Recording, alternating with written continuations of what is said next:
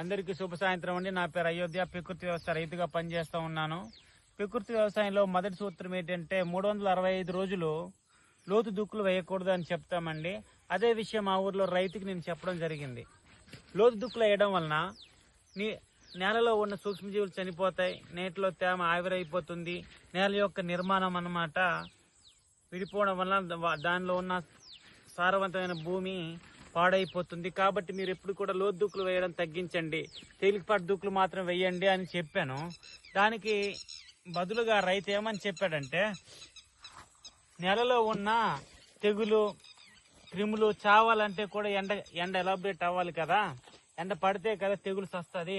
అందుకోసమే మేము వేసవిలో మే జూన్లో మాత్రము ఎక్కువ ఎండలు ఉన్నప్పుడు దుక్కులు వేస్తామని చెప్పారు. అయితే ప్రకృతి వ్యవసాయ సూత్రం కరెక్టా, అనుభవంతో చెప్పిన రైతు కరెక్ట్ అనేది మీరు నా యొక్క ఈ సందేహాన్ని మీరు తీర్చే విధంగా కోరుతున్నాను. Thank you friends.